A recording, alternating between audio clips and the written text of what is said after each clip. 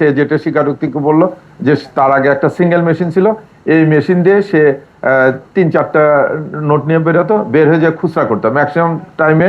তার মোডাস অপারেন্ডার ছিল যে একটা দোকানে যে সামান্য কিছু কিনে বলতো যে একটু এটা একটু খুচরা করে দেন, খুচরা করে দেন। এইভাবে সে এরকম বাল্ক অ্যামাউন্টে, মানে বড় অ্যামাউন্টে সে কোনো সময় যায়নি। পরে সে দেখছে লাভজনক, সে কথা বলে ওঠে বলতেছে যে লাভে পড়ে আমি নিয়ে আসছি, প্রেস থেকে একজন কর্মচারীও নিয়ে দিয়েছি, ঈদকে সামনে রেখে দিয়ে আমি এই ব্যাপক পরিমাণে ছাপানো শুরু করছি।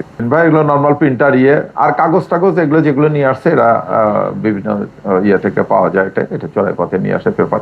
এটা আপনি খুব মাইনরলি খেয়াল করলে টের পাবেন যে অরিজিনাল টাকার সঙ্গে এই ফেক নোটের পার্থক্য। এমনি খালি দৃষ্টিতে বা আপনাকে এমনি দিলে তাৎক্ষণিকভাবে ওরা অনেক রকম ব্যবস্থা নেয়। ইভেন তো একটা কেমিক্যাল হয়েছে কাগজ, এই কাগজটা টাকার তো চামড়ার থাকে, সেজন্য একটু শক্ত একটা থাকে, মানে ধরলে একটা শক্ত। ওরা কি করছে, একটা সেই কেমিক্যালও আমরা উদ্ধার করেছি এই কাগজের উপর দিয়ে। এই কেমিক্যালটা দিলে এটা একটু ওই যে হয়, মানে হার্ড হয়, একটু অরিজিনাল টাকার মতো একটু হার্ড হয়। সেই কেমিক্যালও 2 বোতল আমরা উদ্ধার করেছি।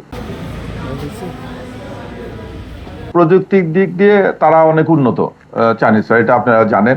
আমাদের বাঙালিরা, আমি যেটা বলবো যে এই যে প্রলুব্ধ করার বিষয়টা, ওরা বিভিন্ন অ্যাডের মাধ্যমে বাংলাদেশিদেরকে প্রলুব্ধ করতেছে। আর দ্বিতীয় আর একটা জিনিস হতে পারে, আমাদের এখান থেকে যে এই টাকাটা ট্রান্সফার, এই বিভিন্ন ওয়েতে ডিজিটাল পদ্ধতিতে টাকাটা ট্রান্সফার, এটা মনে হয় একটু ইজি হয়ে গেছে। তা আমরা এগুলো নিয়ে যারা আইন পরিণত আছে তাদের সঙ্গে কথা বলবো।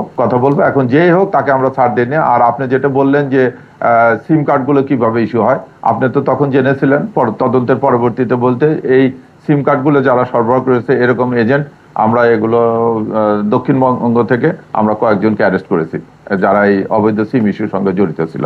এগুলো নিয়ে আমরা প্রোভাইডারদের সঙ্গে কথা বলছি যে সিম ইস্যুর ক্ষেত্রে তারা যেন তাদের সিকিউরিটি ব্যবস্থা আরো উন্নত করে, কেউ যেন ভুয়া বা ফেক ভাবে কোনো সিম ইস্যু করতে না পারে। আপনি একটা সিম কার্ড ইস্যু করতে গেলেন, প্রথম হচ্ছে যেটা হচ্ছে আপনার বায়োমেট্রিক। জানেন না, আপনি একটা এনআইডির এগেনস্টে আপনি 16টা সিম ইউজ করতে পারেন। এখন যখন আপনি যে বায়োমেট্রিকটা দিচ্ছেন, তখন ওই যারা ফ্রড করে তারা বলে একবার দিচ্ছেন হয়তো ওকে হয়ে গেছে, কিন্তু সে বলবে ওখানে আবার একটু দেন।